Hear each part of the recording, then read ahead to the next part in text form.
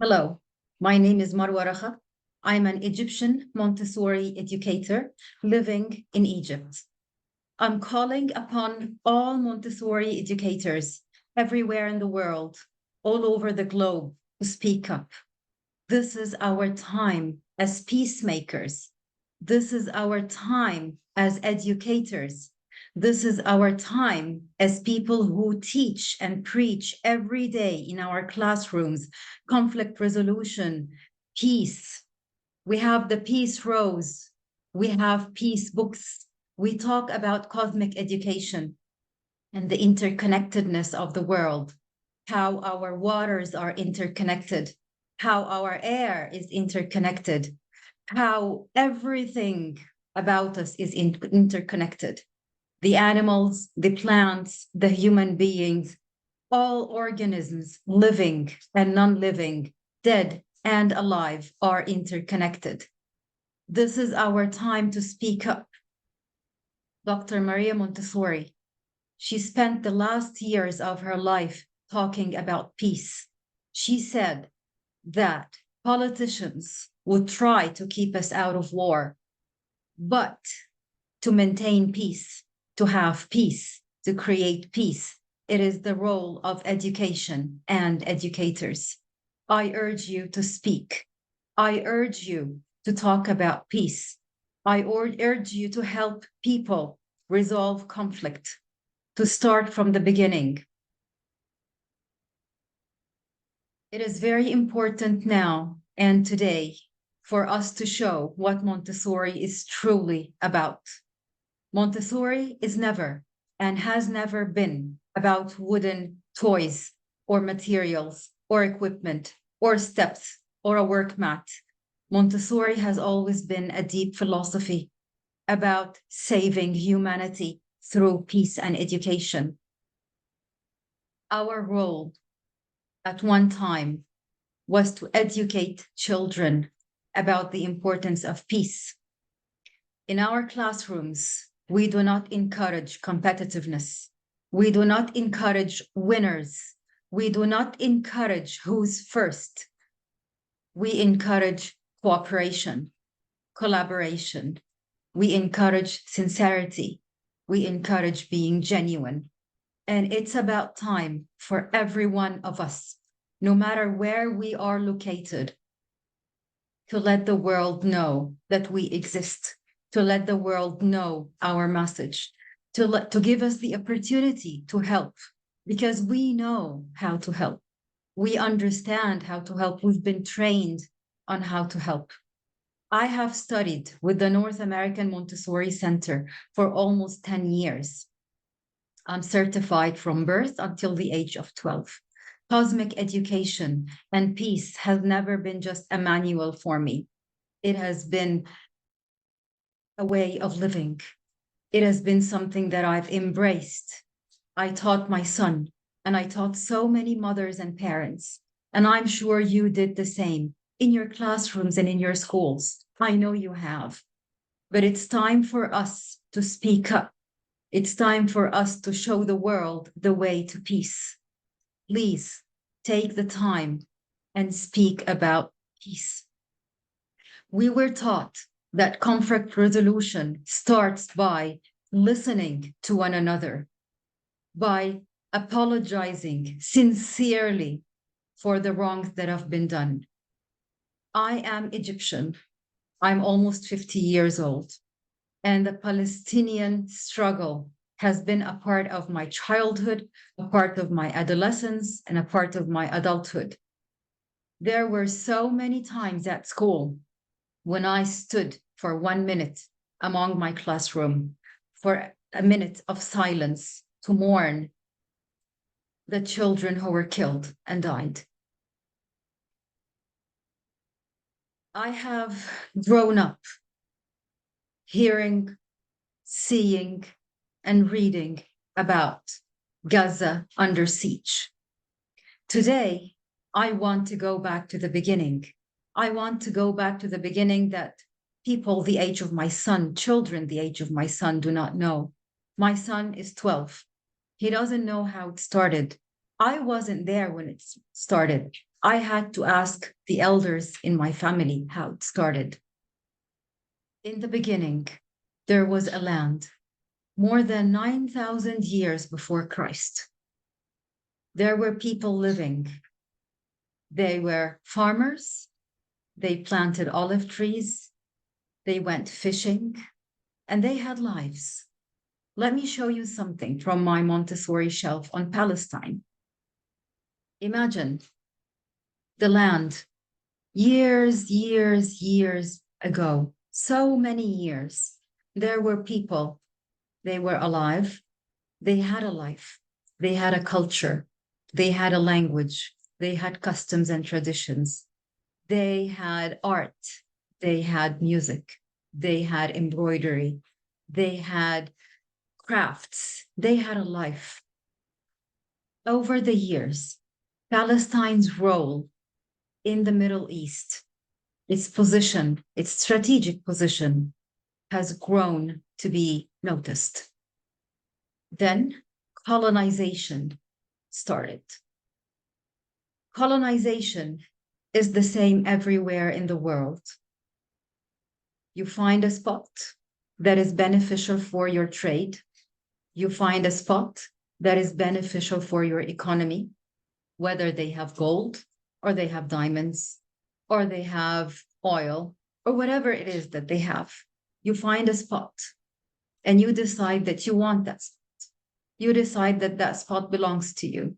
This has been the exact same story, even the story of the Americas when it first started. America was a British colony. When we go back in history, colonization has been the same. You go over a place, you take away the land, you kill the indigenous people, you call them barbarians and savage. Isn't this what happened in Canada? Isn't this what happened in the US? Isn't this what happened in Australia? Isn't this what happened in Africa? It's exactly the same. Let's get rid of the savages and the barbarians and let's build civilization. It has always been the same claim. Over the years, peacemakers have realized how colonization has been unfair and unjust and brutal towards the original culture, towards the indigenous people. And many amends and apologies have been made. Peacemakers have been trying to correct the wrong. Peacemakers have been trying to erase the brutal effects of colonization. This is what we need. The story of Palestine is another story of colonization. The English had no right to give a land that wasn't theirs to the Israelis.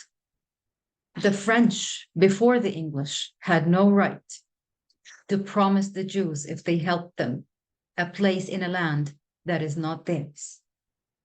No one had the right to sell Palestinian land to another entity for whatever reason, because that land was never for sale. It was all politics that got us today where we are. It was all colonization that got us today where we are.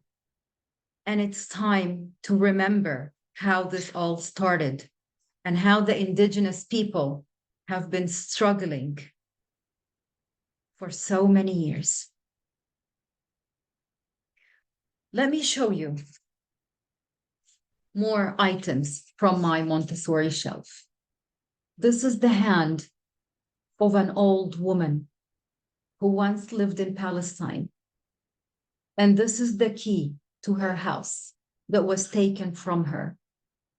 And that is her beautiful embroidery and culture, because they are human beings who have a culture.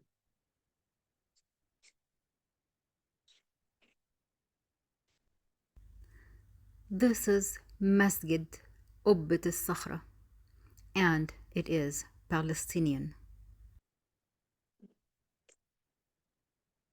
This is Al-Aqsa. It is Palestinian. As a peacemaker, I realize that it is important to open historical places for everyone in the world to visit, to pray, to worship, to do whatever they want. Just like in Egypt, our monuments are open for everyone to come and visit and see, but no one has the right to come and live. No one has the right to come and kick me out of my home, out of my place, out of my city. No one has the right to claim that something that is not theirs belongs to them.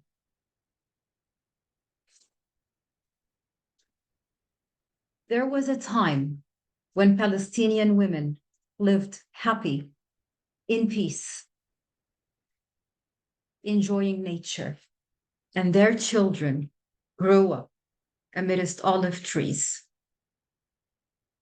and the sea and the river and beautiful nature. Generation after generation, children have been growing up in destruction, utter destruction, bombs, armored vehicle, siege, power cuts, no water, no electricity, no facilities, no right to exist in the world. That is totally unjust and unfair.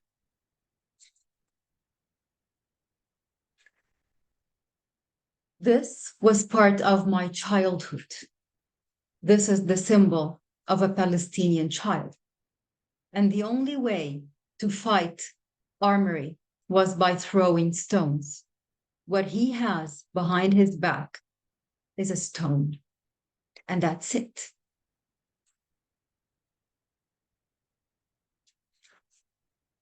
That's an old man, and that old man has been forced to leave his house, to leave his village, and his back and his shoulders are burdened with pain and grief of what he had to leave behind. That's the Palestinian cause, for those who do not understand how it started. They are people who make art. They are people who have a culture. They are people who deserve to live. When you see the Palestinian scarf, do not think of terrorists. Think of symbolism. Think of what it represents. They have no way of making themselves heard except using symbolism. These are olive branches. They represent a part of their culture, a part of their land. They represent resilience, and they represent the peace that they have been missing for so many years. These are the fishermen's nets because they are amazing fishermen. And these are the trade routes that connect many parts of Asia, that connect Asia and Africa, that connect a huge part of the world. They were merchants. They were important. They were alive. They had contributions. They are only defending their culture. They are only defending their land. They are only saying, we were colonized and we are asking for our freedom. If this peace is going to find its way to Palestine, if this peace is going to find its way to our world, it has to start with the acknowledgement of what actually happened, the acknowledgement of what happened back in 1917. Let me see.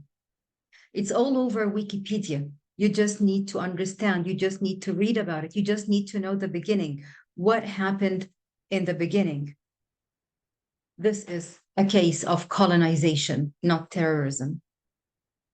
Palestinians are like a bullied child at a school where the management does not have an anti-bullying system or policy or rules. Bullies are being rewarded. Bullies are being encouraged. Bullies know they can get away with it. Bullies know they have fans and they have supporters. What do you think the bullied can do?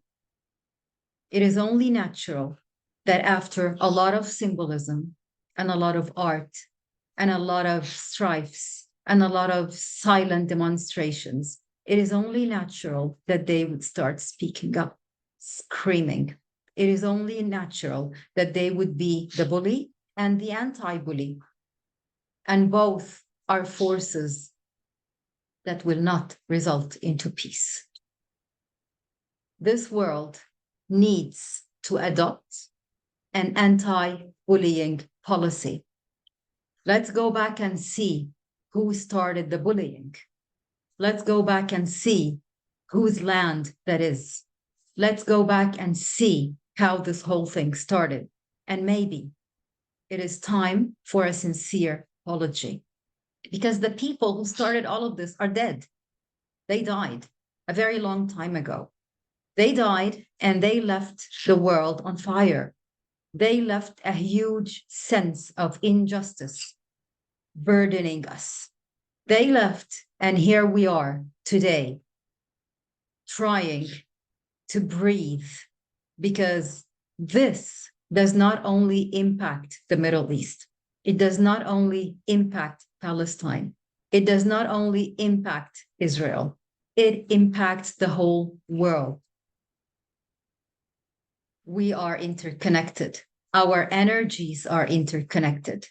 The bloodshed in one part of the world is going to affect the energy all over the world. It is so hard to breathe. It is so hard to wake up in the morning. It is so hard to be productive, knowing that there is so much pain and struggle going on right next door to me. It is hard. It is hard to stand in a Montessori classroom. It is hard to stand in a course to the mothers who follow me and try to learn from me. It is hard to preach cosmic education and peace and conflict resolution when this is what I wake up to every day. I've tried to avoid it, but it's in the air. It is everywhere around us. And it is time for us peacemakers to do something about it. Palestinians deserve a sincere apology. Palestinians deserve amends. Palestinians deserve a place, a fair place, their place on the map. They deserve to have their country and their name and their flag given back its rightful position. They deserve to be able to build their own civilization. They deserve a chance to protect their culture, their norms, their art, their crafts, their songs, their folklore. They have a chance to live. And that is what we are about. This is what peace is about. And it starts with acknowledging their pain, acknowledging all the injustice that has been done to them. Please do not start from today. Do not start from what happened on the 7th of October. Go back, read, learn about the beginning of all of this. Go back and read and learn about the reasons for all of this. It was all political. It was all about trade routes. It was all about using and abusing a certain place on the world map that would facilitate trade, that would facilitate occupying another land. This was how it started. It was politics, colonization, occupation. It was never about religion. Muslims, Christians, and Jews have always survived and lived together in this part of the world. It was never about religion. It is about money. It is about trade. It is about merchandise. It is about political forces. And this is why today Palestinians deserve to be heard. Their pain deserves to be acknowledged. The whole world needs to know why they are so angry, why they made their own army to protect them, to protect their land. I am not for war. I am totally against war, totally against weapons, totally against killing on whatever side it is. I'm against that. I am a peacemaker.